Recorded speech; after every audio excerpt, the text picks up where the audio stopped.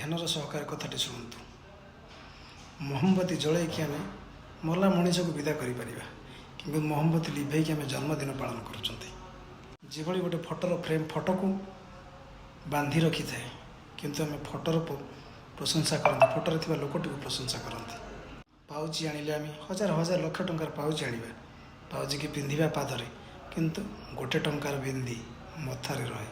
କେଉଁଠି ରହିଲା ବଡ଼ କଥା ନୁହଁ, କିନ୍ତୁ ତା'ର ସ୍ଥାନ, ତା'ର ଉଦ୍ଦେଶ୍ୟ, ସେଇଟା ହିଁ ବଡ଼ କଥା। ଘରେ ଗୀତା କୁରାନ ରଖାଯାଉଛି, କିନ୍ତୁ ସେମାନେ ନିଜ ନିଜ ଭିତରେ ଝଗଡ଼ା ଲାଗନ୍ତିନି। କିନ୍ତୁ ଯେଉଁମାନେ ନ ପଢ଼ନ୍ତି ସେମାନେ ବେଶୀ ଝଗଡ଼ା ଲଗାନ୍ତି। ଆଜିର ଏ ଦୁନିଆରେ ମିଠା ମିଠା କହୁଥିବା ଲୋକ ବହୁତ ଅଛନ୍ତି। ସେମାନେ ହେଉଛନ୍ତି ଛୁରୀ। ଯିଏ କଟୁ କଥା କହୁଥିବ, ନିଜକୁ ବହୁତ ଭଲ ପାଉଥିବ ତୁମକୁ, ସେ ହିଁ ପ୍ରକୃତ ବନ୍ଧୁ। ତାଙ୍କୁ ପରୀକ୍ଷା କରିବାକୁ ପଡ଼ିବ।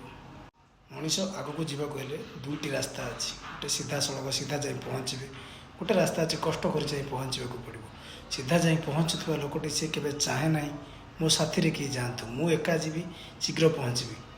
କିନ୍ତୁ ଯେଉଁ ଲୋକଟି କଷ୍ଟ କରି ଜଙ୍ଗଲ କି କୌଣସି ବାଟ ଦେଇ ଯାଉଥିବ, ସିଏ ସବୁବେଳେ ଭାବିଥାଏ ମୁଁ ଯିବି, ମୋ ସହିତ 5 ଜଣଙ୍କୁ ମୁଁ ନେଇକି ଯିବି। ସମାଜ ସେଇଭଳି ହେଇଗଲାଣି। ମଦ ବିକିବା ପାଇଁ ଆପଣ ମଦ ଦୋକାନକୁ ଯିବେ, କିନ୍ତୁ କ୍ଷୀରବାଲାଟିଏ ସେ ବୁଲି ବୁଲି ଘର ଘରକା କ୍ଷୀର ଦେବ। କିନ୍ତୁ ଆପଣ କ୍ଷୀରବାଲାକୁ ପଚାରିବେ କ୍ଷୀରରେ କେତେ ପାଣି ମିଶାଉଛୁ, କିନ୍ତୁ ମଦ ପିଇଲା ବେଳେ ପାଣି ମିଶାଇ ପିଇବାକୁ ପଡ଼େ।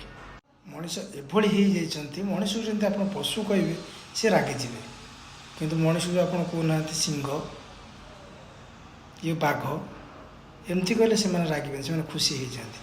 କି ସେ ଜାଣିପାରନ୍ତିନି ସିଂହ ବାଘ ସିଏ ବି ଗୋଟେ ପଶୁ।